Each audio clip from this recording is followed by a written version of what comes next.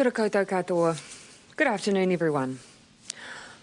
On Monday, Cabinet will meet to decide the next steps in our Resurgence plan and the alert levels for Auckland and the rest of New Zealand. Ahead of that, today, Cabinet reviewed our current COVID-19 settings within our Resurgence plan, and I'll share that review with you shortly. But first, I'll hand over to Dr. Bloomfield to provide the latest numbers. Thank you, Prime Minister. Tēnā koutou katoa. So today there are a total of 11 new confirmed cases of COVID-19 to report. 9 are related to the community outbreak in Auckland, and there are 2 new imported cases. Of the 9 community cases, 5 are linked to different churches in South Auckland and 4 are household contacts. So this morning there were a total of 223 possible contacts from the churches who have been identified as linked to the cluster. Of those 223, 170 have been tested and the results are pending. And further tracing and testing continues, and the figures will be updated as we receive more information. So both the Ministry and the Public Health Services in Auckland would very much like to thank the Pacifica churches involved for their cooperation and their assistance in keeping their congregations safe with the provision of advice and facilitating tracing, testing and isolation of close contacts. It's been a partnership arrangement, and that's why we've been so successful in identifying and tracing so many of these people. There are 8 people receiving hospital level care for COVID-19, and all of these are part of the Auckland community cluster. There are 2 people in Auckland City Hospital, 1 person in North Shore Hospital and 5 in Middlemore Hospital. 7 of these are stable on a ward, and there is 1 person in Middlemore who remains in ICU. I won't be saying anything more about that case at this time. An additional person in Waikato Hospital was hospitalised, but not as a direct result of COVID-19. All of the cases who are in hospital are isolated and carefully managed separately from other patients. The public can be confident that our DHBs are managing this effectively. We have experience in doing this, and they have very good protocols in place, as they did during the first outbreak of COVID-19. We have heard reports of people who are reluctant to go and seek necessary hospital care, and I can reassure them that our hospitals are safe places to receive medical care, and you should feel confident about doing so. So to date, 143 people linked to the community cluster have been moved into the Auckland isolation quarantine facility, and that includes 70 people with positive tests. So the 11 new confirmed cases today, the 9 in the community and 2 imported cases, brings our total number of positive and confirmed cases to 1,315. Total number of active cases is 105, and 16 of the active cases are in managed isolation or from managed isolation facilities. The 2 new imported cases include a female in her 30s travelling from London via Hong Kong who arrived in New Zealand on the 15th of August and became unwell on the 19th of August. The second is a male in his 50s who returned from Bosra via Dubai and Sydney between 16 and 17 August. Both of those, of course, now they are confirmed cases, are transferred to the quarantine facility in Auckland. Of the 89 cases in the community, 88 are now linked to the cluster and 1 remains under investigation. The possibility that the Ridge's maintenance worker, who is not connected to the larger cluster, as you know, contracted the virus after being in the lift shortly after a hotel guest remains one important line of investigation, and no further information to report on that today. The community case that is under investigation, who works in St Luke's Mall, has been linked to the current community outbreak using genome sequencing that ESR undertook yesterday. However, there is no as yet known or confirmed epidemiological link with the outbreak, and investigations continue into the source of exposure. One specific line of inquiry is that this case and another case may have been on the same bus. And I'd like to take the opportunity to remind everybody of the value of and the importance of using masks when in places particularly like public transport, where it is difficult to maintain physical distancing. We will update you as that investigation proceeds. The National Contact Tracing Service has 1,999 close contacts identified. 1,924 have been contacted and are self-isolating. The remainder are in the process of being contacted. In terms of testing, yesterday there were 15,714 tests undertaken, bringing our total to 673,220. We have all but completed our surge testing of the border workforce and managed isolation workforce, and planning is underway for a second wave of testing with a focus on Auckland that will start next week. Following that, there will be a program of regular testing of border workers. And finally, on exemptions, we've received more than 9,000 applications for exemptions. Over 4,000 were processed yesterday, so decisions are being made quickly, and more than 1,200 have been approved. 10% of applications are actually from people who do not need to reply, so before people put in an exemption request, please do check the covid.govt.nz website for the list of industries that have class exemptions already. Thank you, Prime Minister. Thank you, Dr. Bloomfield. Before I begin today, I want to say a word of thanks. We are where we are because of the efforts of everyone, but especially Auckland and especially those who have been tested. We would not have got in front of this cluster without them. Vilifying those who have caught the virus or those who helped keep us safe by getting tested is something that I simply will not tolerate. It is those who shame others, those who seek to blame, they are the dangerous ones. They are the ones who cause people to hesitate before getting a test. They are the ones that make people feel afraid. There is no room for division when it comes to fighting COVID. By sticking together, supporting each other, and acting responsibly, we'll continue to defeat it when it re-emerges. As you can see from the numbers and the details of the cases shared by Dr. Bloomfield, we continue to identify the perimeter or the outer edges of the current cluster. We have made good progress. Unlike our first lockdown, we are not dealing with multiple outbreaks. We are not trying to contact trace more than one cluster. We can pinpoint with much more precision who has infected whom, and that helps us to isolate those we need to. The Alert Level 3 restrictions have played a critical role in helping us to do that. The vast majority of cases since this outbreak began were cases we had contact trace, were already in isolation and were then tested. That's good news for two reasons. It tells us that we are stopping other people from being infected by identifying positive cases early. And it also tells us we are getting in front of the virus. There are, however, a small handful of cases where that hasn't been the case, and where symptoms rather than contact traces have caused someone to get a test. That's not unusual, but it's also not ideal. But again, this is where our Level 3 restrictions have been so key. I want to just reflect on the difference they've made for a moment. Everyone in Auckland knows what those restrictions have meant. No face-to-face retail shopping, no gatherings, no school. They're sacrifices. I want you to know that they've not been in vain. Over the last 10 days, we have identified cases that have affected a major store at Sylvia Park, a shop at St Luke's Mall, 6 schools and 4 churches. Imagine how much bigger that cluster and outbreak would be if all of those places hadn't closed and that contact had continued, if school students had continued to mingle, if shop workers continued to serve people. It could have been enormous. So for that, I want to say thank you, Auckland. You have made a huge difference to our containment efforts. The combination of widespread testing, effective contact tracing, and adherence to Level 3 restrictions, such as staying home in your bubble, have stopped any wider spread of the virus. The response has been fast and effective, but it has not concluded yet. And so Auckland has been at Level 3 for 10 days now, and we did say we would check in on those settings today. As a Cabinet, we have done that by looking at the latest information. There is nothing to suggest we need to change our course. and certainly nothing that suggests we need to escalate our response.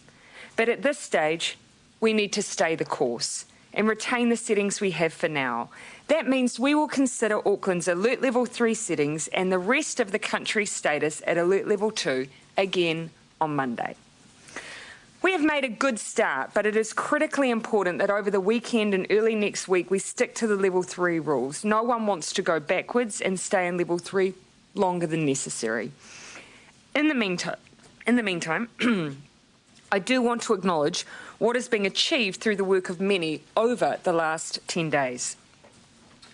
There are encouraging signs. We have the Auckland cluster circled. There are now 87 cases within that cluster, all of whom are isolated. We have completed 170,515 tests since our current alert level settings began last Wednesday. To put this into perspective globally, the World Health Organization this week said we have one of the highest rankings in the world for our rate of testing per positive case. This means we can have a high level of confidence around the reach of this cluster into the community and that we are containing it. Contact tracing of the cluster has been at or over 80% within 2 days. That's the standard Dr. Verrill said was necessary in her comprehensive report during the last outbreak. And even though we sit alongside many countries that have experienced resurgence, we have as a team done good work to limit the impact of that as much as possible. New Zealand is among a small number of countries that still has a low rate of COVID cases and one of the lowest COVID death rates in the world. To give you just one example, the United States has 16,563 cases per million people. We have 269 cases per million people. And the reason we have been able to do that is in large part because you have all played a role. In our first experience of having one part of New Zealand at a different alert level than the rest, the police quickly put a secure ring in place around Auckland 24/7. The vast majority of New Zealanders are complying with new restrictions. We've had just 2 arrests so far. 13 checkpoints have stopped 106,000 vehicles, and around 95% have been let through for legitimate purposes.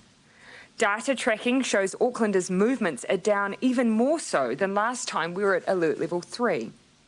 There's been a massive mobilisation of police, defence, health, MB and education sectors. And we've put in place immediate financial supports to again cushion the economic blow with a new COVID wage subsidy extension, because we saw with the first outbreak getting on top of the virus early means we can open up the economy early. While a re-emergence of COVID in our community is something no one wanted, it's something we planned for. And even in a scenario that is at the harder end of the scale, with a very complex cluster, as this outbreak has been, it's a plan that is working as we intended. One of the questions I've been asked recently is whether our resurgence plan in the future will always feature Level 3 lockdowns. The answer to that is no, not necessarily. The big cluster we've been dealing with has some features that it made it particularly difficult. It started in our most densely populated city and also hit our community in South Auckland, where we have higher levels of social interaction. Our first case in the cluster has not yet been linked to any obvious source, and it became clear quite quickly when we traced backwards that there were people who had been infected earlier. But within this outbreak, we've also seen an example of where, if it had happened on its own, we wouldn't have needed extended restrictions. That is the Ridges case. Here we saw a worker from a managed isolation facility who tested positive through the testing of all staff. We quickly identified their close contacts. They were tested and isolated. At the same time, we sent the workers' results to ESR for genome sequencing. It told us their infection was in the same sequence as a returning New Zealander in the facility they worked. We could then use CCTV footage and swipe card data to identify that the worker and returning New Zealander had been in a lift within a very similar time frame of one another. This is an example of two things. First, just how tricky this virus is, but also how the system should work. We can't stop every case, but we can stop cases spreading. If this Ridges case happened on its own, without our current cluster, we would not have needed to increase any restrictions for Auckland or the rest of the country. In situations like this, we can manage COVID with the protocols we have. That needs to, of course, be our goal for the future.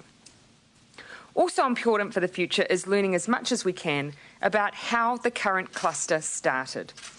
I want to share with everyone what we know about it and our lines of investigation into its source. There continue to be several potential theories, all of which we have chased hard and continue to do so. We all want to learn what happened here.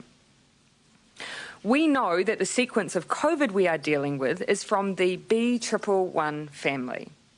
We know that our sequence is highly unlikely to be linked to our first wave for two reasons.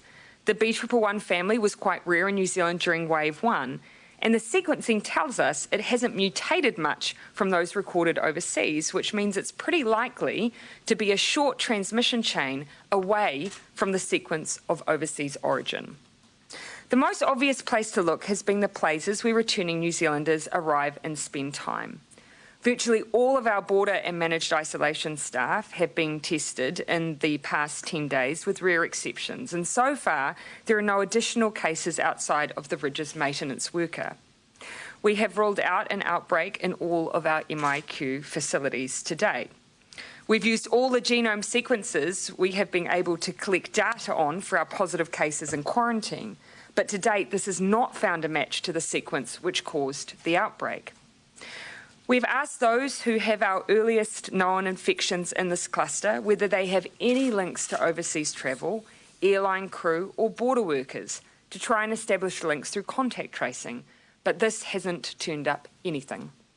At Americold, the workplace where we have traced the outbreak to, we have analysed and continue to trace a list of contractors who visited the worksite. We have tested at the port where containers for Americold are received. We've even undertaken environmental testing at the Americold site and checked our sequence against the one from an Americold outbreak in Melbourne, but none of this to date has provided any answers. There are other possibilities, albeit less likely, and we will keep hunting, but just as was the case in our first wave of infections, we may not find all the answers for this cluster. We have, however, learned valuable things that have led to the improvements in our response, and so long as we have the cluster contained, we can still lift our restrictions eventually. And so looking to Monday, we will be using the standard 8 factors that we have in place to make alert level decisions. Just a reminder, the 4 key health measures we look at are trends in the transmission of the virus, including the Director General's confidence in the data, the capacity and capability of our testing and contact tracing system, the effectiveness of our self-isolation, quarantine and border measures, and the capacity in the health system more generally to move levels. Those are the criteria that we have used every time we've made restriction adjustments through our alert levels. There are 4 broader measures we look at. They include the effects on local economies, at-risk populations, how people have been following the rules, and the ability to operationalise a new alert level. So today, I know it's been long, but I hope that gives you a clear overview of how we are all doing. So much rests on activities in our biggest city this weekend. Auckland remains at level 3 and the rest of the country at level 2. In Auckland, stay home in your bubble and cover your face when you leave your home. Stay the course, short and sharp, hard and early. We've done it before and we can do it again. Yeah. What would need to happen to the case numbers over the weekend for you to be comfortable making a decision on Monday to switch on Wednesday? If they stay the same, is it inevitable that Auckland will have to stay in longer? Obviously, we make the decision based on the advice that we receive from Dr. Bloomfield. So I'll let him answer that question first. Thank you, Prime Minister. We'll be looking at the case numbers, and as we did last time as we were providing advice to come down alert levels, it's the pattern of those cases, and in particular whether any new cases are ones we might expect, so they are household or workplace contacts or church or school contacts. So that's the key factor. there are a number of other inputs we're getting. For example, the modelling that Sean Hendy and his team are doing. I read those reports whenever they come out to sort of triangulate what we're seeing through the actual outbreak on the ground. So that's an important part of informing our thinking, is what that modelling is showing might happen under different scenarios. So even if we are getting multiple cases over the weekend, you wouldn't rule out feeling comfortable recommending Auckland drops down a level on Wednesday because of those cases? Correct. So it's not just the number; it's the pattern and the ability to predict that those, or to know that those cases are part of the community outbreak, as we could, for example, today with the 9. They were cases in a way that were people who had been identified through contact tracing, were in isolation, and had been tested as part of that. Okay. Prime Minister, that you'd skip alert levels for Auckland, going from alert level 3 to 1? Oh, look, I don't want to rule anything in or out at this stage. We almost always consider a range of options, particularly given we're dealing with the country being at 2 different alert levels. So we will consider the potential of different configurations, but that's something that obviously we always use the latest advice and information. So we will be looking at what happens over the next couple of days to make those decisions. For the 3rd day running now, has been speaking nonsense about New Zealand. Does he just need to zip it when it comes to New Zealand's COVID cases? Look, I think everyone can see that in New Zealand, today we're talking 11 cases, whereas the United States has been dealing with over 40,000 cases. But I'd also add it's not just whether you have cases, it's how you choose to deal with them as a nation. And I personally am incredibly proud of the approach that all New Zealanders have taken to the battle against COVID-19. When you heard those latest, have you heard those latest comments, and what do you think when you... I haven't heard them. I've seen them written, but they haven't changed my perspective I shared recently, which is we are one of many countries around the world that are dealing with resurgence, but albeit, relatively speaking, on a very, very small scale. Our approach to COVID has been different to other countries, but it's an approach I think we can all feel very proud of. I'll come to you, Joe. Is there any scenario whereby parts of Auckland where cases are popping up, particularly depending what happens over the weekend, where they may stay at level 3 while wider Auckland region can come down a level? So I think one of the things we've seen both from overseas and particularly in Australia is that if you limit to too small a degree, you do run the risk that you have wider outbreak around those perimeters. And I think it has been quite informative for us that we moved Auckland as quite a fulsome region. We took into account the boundaries that did bring in the entire area, and I think we were right to do that. We have seen cases that have affected the North Shore. We've seen cases that have affected central Auckland. We've seen cases in the south. So I think that was the right decision. Well, in this case, I think that's proven its worth. It's not to say in the future that you might have a smaller regional approach, but when it comes to Auckland, in those early precautionary days where we just didn't know enough, taking in the whole region was the right decision. Dr. Bloomfield, with the genome sequencing for the St Luke's case, is there any possibility that that person could be linked to the original source from before Americold, which you don't know about, or is it definite that they are linked to the Americold cluster specifically? Which case did you say? The St Luke's case. The St Luke's case.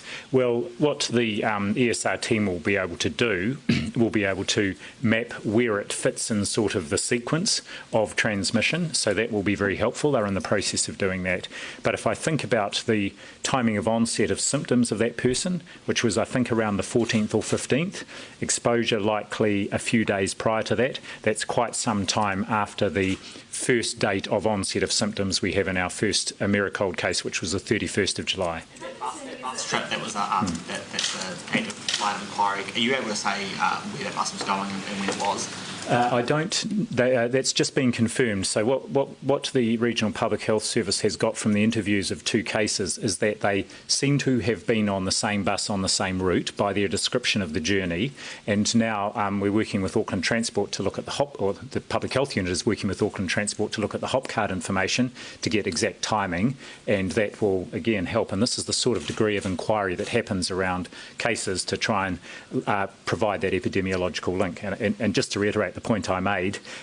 We may or may not find a link there, but I do want to emphasise the importance of the use of masks in public transport, particularly in that setting where you have got known cases in the community. We're on the bus at the same time. Is it possible that other people who were also on the bus could have been exposed to COVID-19? Do they need to do anything? Quite, and just like on an airline flight, of course we can also, working with Auckland Transport, use the hop card information of others who were on the bus and treat them, particularly those who might have been sitting in the same area of the bus, treat them as if they were close contacts, and then the system of contact tracing, isolation and testing would cut in.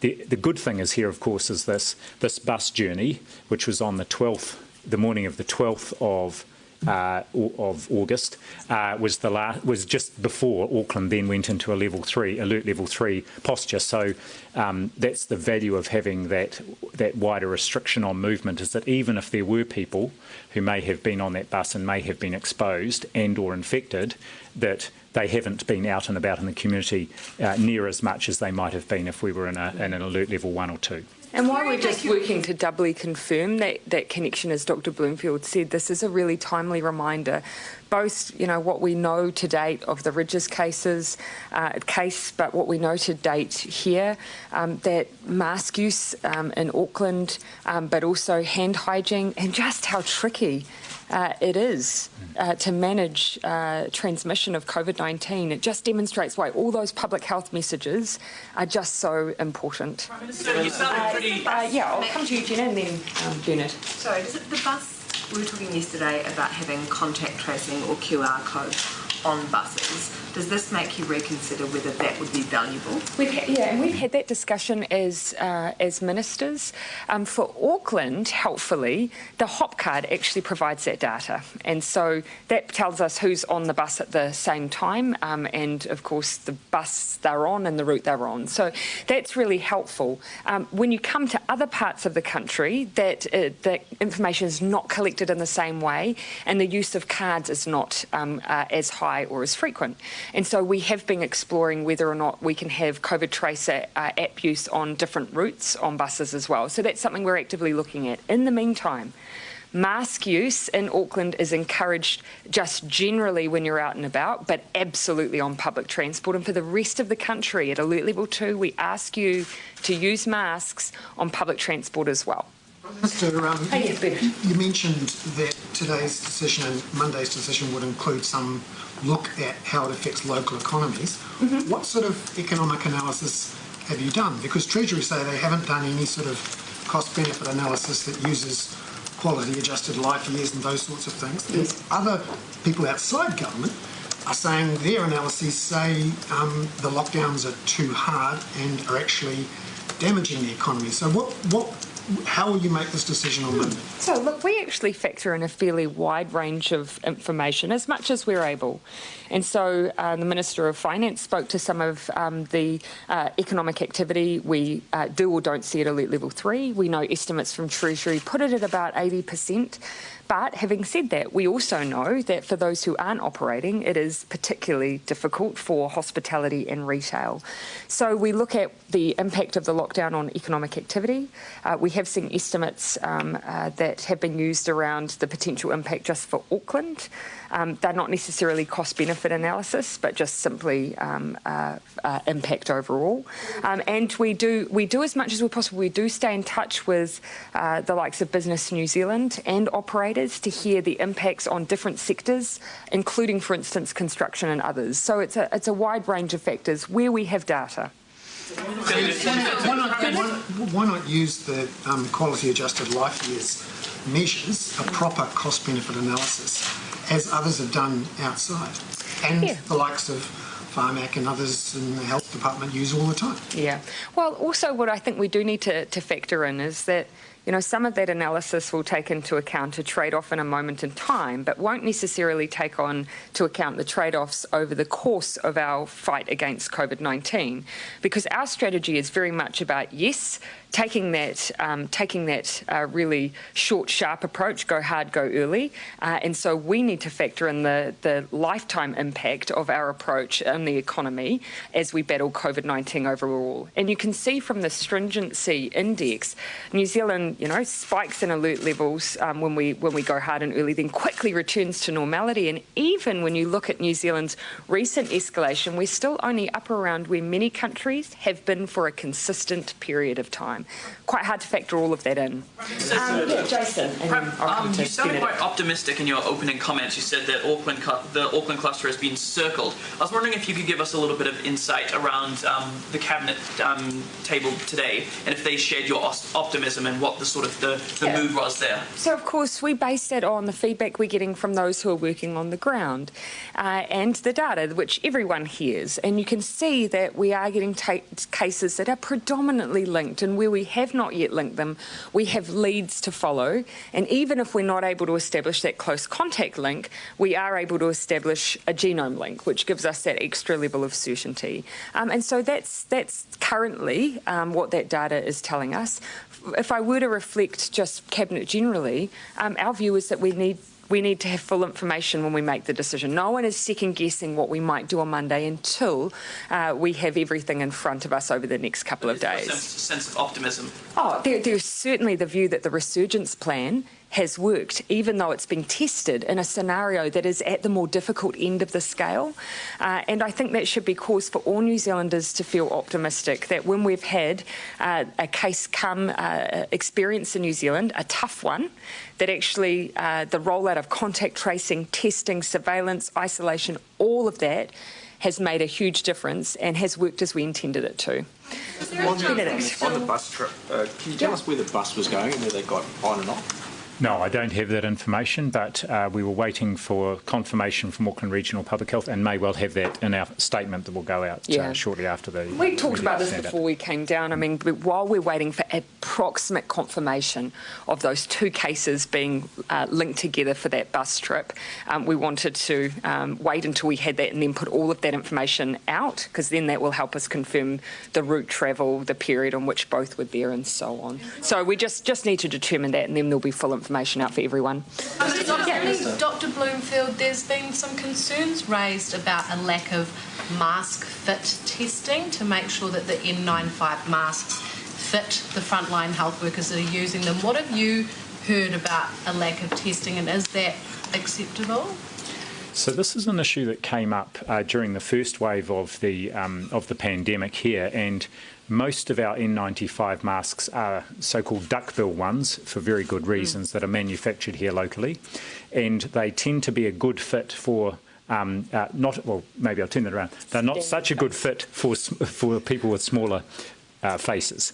And so one of the issues that's come up here and indeed internationally is it's one thing to have the N95s, but also individuals need to be fitted, and that's one of the bits of work that's been ongoing over the last 100 days, along with a lot of other work, I might add, to look at fit for individual clinicians in hospital settings. So it was one of the learnings about our preparation in terms of both stockpile of PPE, but in the case of those N95 masks, to actually do fitting with individual health professionals. And we have been working with the manufacturer here to manufacture a smaller size mask, and in the meantime are looking to get more of those smaller masks onshore from other places globally. That's a great thing about having that manufacturer here in New Zealand. I think as everyone will know, I visited a mask factory not so long ago, and they talked about the fact that they were working with health to prototype and start running off masks that will fit different circumstances. So the fact we can do that quickly onshore is a real advantage to us. I'd just like to change lanes.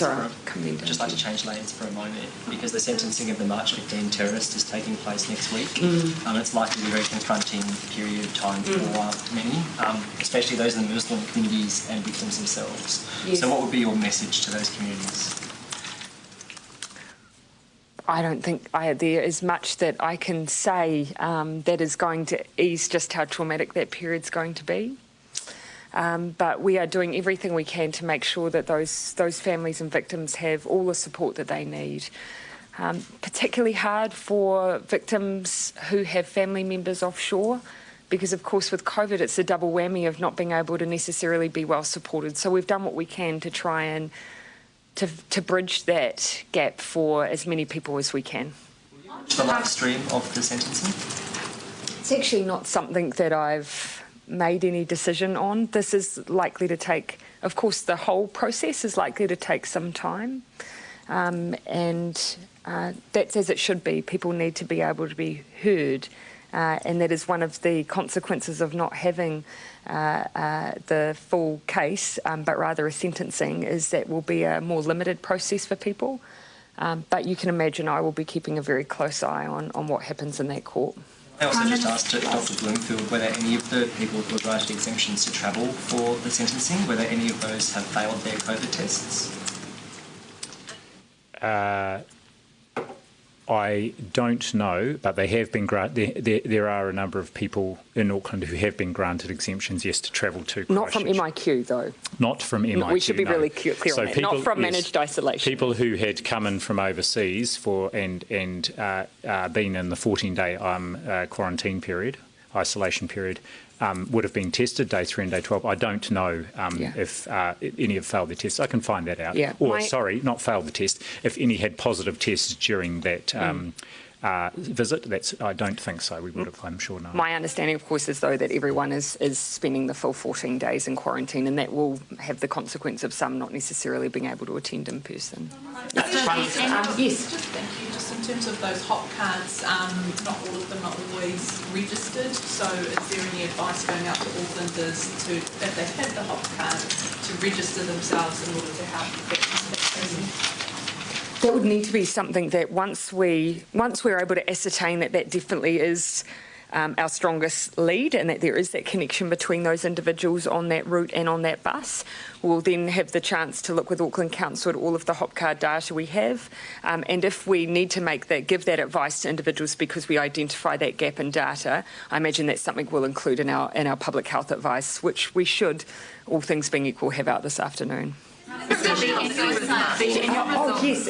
provisional suicide statistics came out today. Yeah. They actually showed a drop year on year.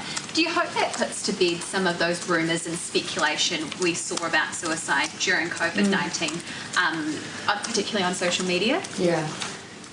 And that has been, a significant shift in numbers that we've seen from that report that's come from the ministry. And yes, I do hope that finally does put to bed some of the rumours that existed. I do just want to add that isn't going to change our focus on mental health issues, particularly as they relate to the anxiety that people feel around COVID-19. But it shows that we can make a difference when it comes to suicide in New Zealand, and that community organisations and the many, many people who are working on those issues are making a difference. And on CDHB, the Minister spoke to members there yesterday. Yeah. Are you looking at putting in a Crown monitor? Because that's something that's been called for today. Yeah, I do want to let the Minister continue to work through those issues, but it is fair to say that we are working very hard to play a constructive role in the dispute and the tension that obviously exists within the DHB. And we do have a role to play there. The Minister has been very, very active in trying to help resolve some of those issues. DHB, just on that, do you think it's a crisis? I mean, there's so much medical talent that has now left. It's been a mass exodus of people. Is this a crisis? There are very clearly issues that need to be addressed, and very quickly.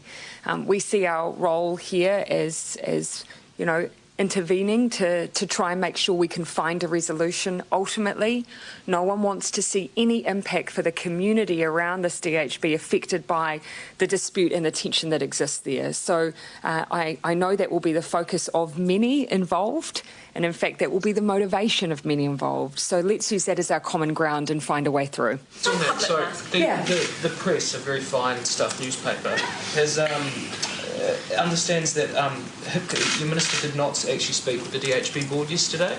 Have you laid out your expectations? No, I don't believe that is the case. I'll let Minister Hipkins speak to his own timeline, but that's certainly not as I understand it. They've written to you twice, though, the senior. Sorry? The senior doctors have written to you twice about this. Yes, I'll just finish this question, then happy to come to you. I'm happy for you to answer that. They've written to you twice, and they say they haven't got a reply to you. Why haven't you replied to the senior? I've signed out a letter to respond to the clinicians that wrote to me. I'd have to get the date on that, but it was at least a little while ago. And 3 years ago, You said Bill English and the government was at war with this DHB, and the government needed to step in. It's 3 years later. What's happened? And look, obviously a lot has happened in that period. And again, there are issues that are being raised now that we are actively again stepping in to try and play a role to try and resolve the issues that are there. So we do see that there is a role for us to play, and we are playing it. Again, I'll let Minister Hipkins, though, speak to any timelines of conversations with the board, and I'm not going to preempt any outcome. We do know, though, that we need to move quickly. It has escalated. We, as a government, don't want to wait for any period to try and help resolve these issues. Quickly to do what? Help resolve the tension that exists between clinicians quite clearly and the board. Travel in and out of Auckland would need to remain restricted even if Auckland goes to 2 and the rest of the country goes to 1. You ask a good question. Obviously, when you have, if you had a scenario where one part of the country was at a different alert level, lesser than level 3 than the other, actually those levels have usually included interregional travel. But then you have the issue of limits on mass gatherings in one part of the country and not in the rest. So those are some technicalities and things we need to take into account with our decision, and we'll be working through that as a cabinet on Monday. How much of that Director General, I've been told that the commercial arrangement under which labs invoice the Ministry for COVID tests expires in September and is being renegotiated to give the Ministry more power to audit those labs. Could you give any more detail on those negotiations? No, I don't have any more detail. What I would say is that the nature of the negotiations with the labs are good. I mean, it's not an adversarial discussion. Clearly, the original contract was put in place when the epidemic or the pandemic was starting and put in place for a good amount of time. We're now into a different pattern, so we're renegotiating that contract with the labs to ensure that, first of all, we are getting good value for public money, but also that there is an ability to get the sort of reporting we need, and also indeed that we can go and just check on delivery on the contract. So that would be a standard thing. But would it be easier is that? What sort of reporting do you need? Well, the reporting, of course, that we're most interested in is the reporting of results and the ability to ensure that the way those results are reported can be linked directly into our EpiServe, our contact tracing databases and so on. And then there will be reporting from each lab on the volumes to ensure that payment is appropriate for the volumes that they are delivering. Customers are having to wait 7 to 14 days to get reusable masks from online retailers because there's so much demand. What's your advice to them in the meantime? Is it still worth buying them if they don't show up for another week or 2? Well, I might talk to the supply issues and then I'll have Dr Bloomfield talk to the advice. Last time I checked in with the All of Government group, I was advised that we did still have supply within our major retailers. So if people are finding it hard online, there are options for those retailers that you are able to visit, so supermarkets, for instance. We have also had thousands of masks distributed directly through some of our social agencies into Auckland, particularly utilising whānau order agencies to get those masks out to those who may be in our most vulnerable communities. On alternatives to masks that are purchased, I'll have Dr Bloomfield to speak to other face coverings. Yes, there are other options one can use. I've got one right here in my pocket, actually. This is a homemade mask, which there are various patterns for on the internet or elsewhere. I didn't make this myself. It was who did make that, Dr Bloomfield? Who did make this? Yes. It was the mother of one of my son's friends, so kindly made that for me. I've also had a lovely one sent by a member of the public, which has got the TARDIS on it, which is nice. So, yes, homemade masks. These can be washed and reused. And face covering, it can be a scarf or a bandana in the meantime. The important thing is how you use it, of course, and being careful with hand hygiene. Do you have any personalised reusable masks? I have a couple of options. You would have seen yesterday at ESR I was using the same range of masks that were being used by most of the staff there. I do have a couple of cotton ones that I understand have been made by one of the staff members who works here in buildings. So a lot of people who are handy on sewing machines have been very, very generous in helping make sure there's supply around the building. What do your reusable ones look like? I just have a range of patterns. I didn't bring mine down as Dr Bloomfield did, so unfortunately I can't show you. I don't. Can you demonstrate? This is always a little dangerous to do, of course, I think in that's front probably of a why live you've been TV asked, audience. Dr. That's exactly right. So the important thing here is to, of course, hold the elastic at the ends and keep the hands away from the mouth and face. It goes here over the ears. In my case, not too difficult to do. The one problem I do have is my glasses do fog up a bit, you will notice, and I'll take that off. Apparently you can use sellotape across the top just to help prevent that. So, Hamilton High School was holding a rugby match with Tauranga High School where 1,000 people are expected to attend. This is technically allowed because the schools are considered bubbles. But Michael Baker has kind of questioned whether this is a good idea. What do you make of that? Is that a bit of a loophole use? I think with the under alert level 2 restrictions, there wouldn't be 1,000 people allowed to attend. That's quite clear. The maximum allowed is 100, and I know from my own experience here that for most college sport there are no spectators are allowed at the moment. It's just the teams and those who are closely involved with supporting the teams. Okay. Can I ask a question on Derek's question from before about the border restrictions? Yes. It would obviously be a lot easier if the whole of the North Island was at the same level. How much weight will you give that when you're making the decision on Monday? Oh, look, yes, we do consider the ability to implement successfully the restrictions and enforcement around the restrictions. So we do take that into consideration. It won't be as weighty as just making sure that we get the restriction level itself right. But those are things that we are working our way through because they do present at the border some logistical challenges if you still have a border. Chance that you would make a decision on Monday to move down alert levels at midnight Monday, or will it definitely be midnight? No. You'll recall that we make those decisions 48 hours in advance. It gives us extra time to put in place any orders that may be necessary. So that's why we're doing it ahead of what is technically that 2-week time frame. Yeah. If we do move to level 1 next week, are there going to be changes? I mean, Dr. Bloomfield's talked about maybe having more social distancing. I mean, what does that mean for nightclubs, for sports games? Broadly speaking, we do try and keep our restriction and our alert level, broadly speaking, in place, but we have made additions. The use of masks is a classic example. The evidence has continued to grow around the importance of mask use, and so that's why we've implemented them, incorporated them into our alert level framework in the way that we have. Your vision for getting back to normal? Well, we have used that framework as consistently as we can because it helps people understand very quickly when you reference the alert levels what is required. Keep in mind, though, in the past we have stepped into alert levels, so we have had alterations like that from time to time, and that I think is reasonably easy to communicate. Yeah.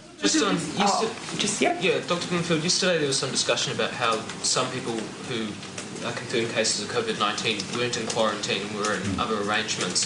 What's the proportion of those cases that are in other arrangements, and are any of them private homes? So if you look at today's numbers, I think we're about 70, if you add up those who are in quarantine and those who are in hospital. There's about 10 who are in other settings, and yes, at least one of those is a private home. As I said, that includes a range of supports around that family for a very good reason, and 24/7 security as well. If that is just a chance to dispel a few myths, if I may, that exist. I've heard claims that people are being, that you may be forcibly separated from family members, or that children may be removed from families. That is simply not how these arrangements work. We try and, as best as possible, keep people in an arrangement that works for their family, whilst also trying to keep their family members safe from transmission. So we really work through that with public health clinicians on the ground. So I just want to dispel any suggestion that anything forcible is happening in these situations. You said you got pretty well through the surge testing of the border workers. There'll be more testing next week. How regularly ongoing will the testing of the border workforce? So we worked up a plan around that with the whole range of government agencies, so that we include not just the availability of testing, but the assurance to the workforce that they will be able to receive and required to be tested regularly. There will be some categorisation depending on the level of risk for different workforces. So for some members of the workforce it may be weekly, others it may be just fortnightly or monthly. So we're busy, very busy with our colleagues across government just finalising that plan. So making sure that those who are at the front line having those most at-risk interactions, that we're really prioritising their regular testing. Minister Hipkins is likely to speak in more detail around what that framework and what that regular testing regime will look like. But as has already been set out, over the next fortnight we're going to go back through staff again for that second wave of ongoing testing that we can expect from here on. And I've just got another appointment, so we're going to move fairly quickly through any remaining questions. Sorry. Gina, I'll let you finish your question, then I'll come over to Benedict. Yesterday you used the example of a truck driver from the Port of Tauranga driving to Auckland as a possible option for the origin of the Auckland cluster. Is that still being considered? And if so, are you then going to test any workers who are travelling between those borders?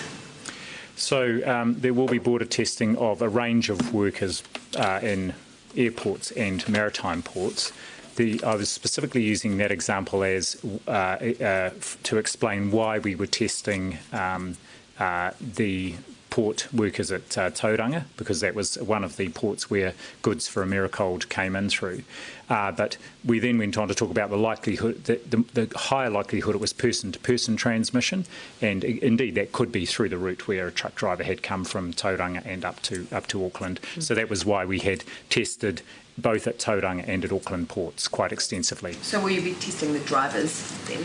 That's details still to be worked through. The important thing is to test those who are at the ports who are potentially having interaction with crews coming in who may be, again, where there may be a risk of them having COVID-19. That's the main focus for testing, both at airports and ports. Before I come to Benedict, I'll just also remind everyone that we did have a maritime order in place that had quite strict provisions around what those international workers, how they needed to behave when they were docked in New Zealand, the fact that they needed to stay on their ships, that their contact, the physical distancing that needed to be kept up, and if any were to try and exit the port, they either had to be on their ship for 28 days continuously and have a health check, or 14 days in a negative health test.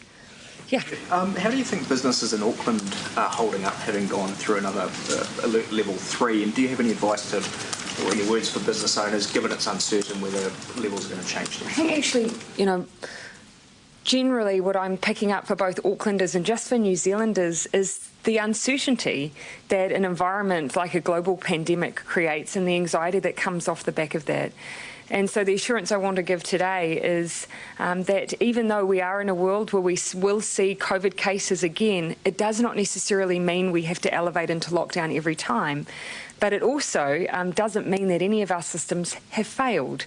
Right now what we see is exactly what we need to do when we see those cases. Move quickly, move hard, move early, get back to normality as quickly as we can. That's New Zealand's plan, and it has served us well and will keep serving us well. All right, everyone, sorry, I better cut off now.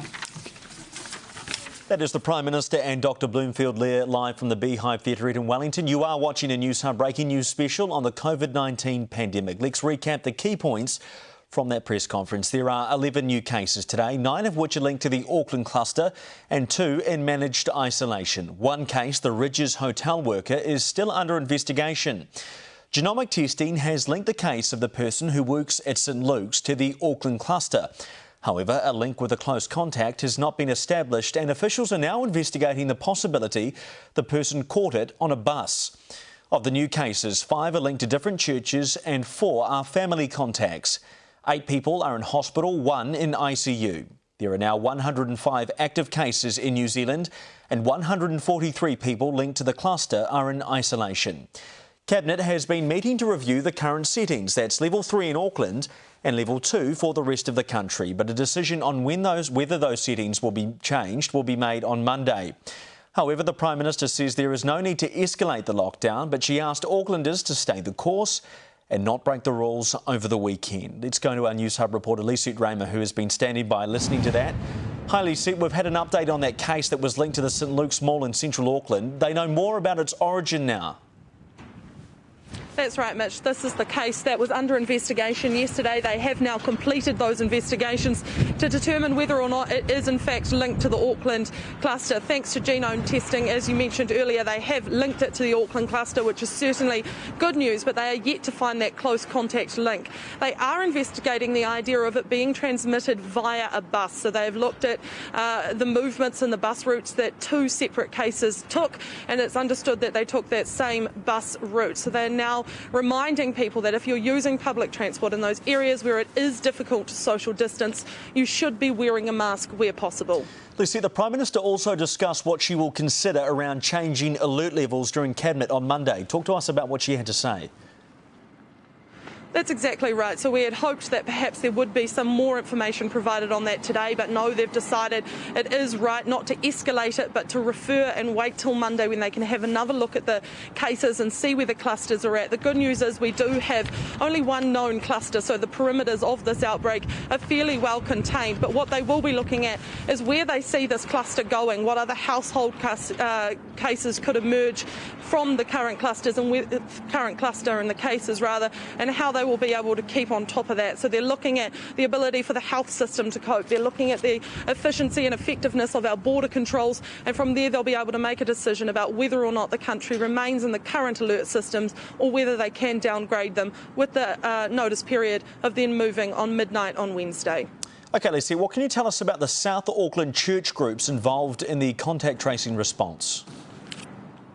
Well, of today's new cases, 5 of them have a link to the South Auckland churches, and 223 people from these churches have been identified as close contacts. So this is an area that is working very closely with the Minister of Health. In fact, the Director General of Health, Dr. Ashley Bloomfield, praised the church community for their support and for their help and their willingness to be engaged with these contact tracing exercises. And the way that it's been done has meant they have been able to get on top of this cluster relatively quickly and efficiently. We have also heard that today church community leaders are out in their communities giving out around 40,000 masks to people that attend these church gatherings, so that once again in those areas where there is it's difficult to social distance, they can have those masks as that extra precaution. Newshub reporter Lisette Raymer live from Auckland. Lisette, thank you very much.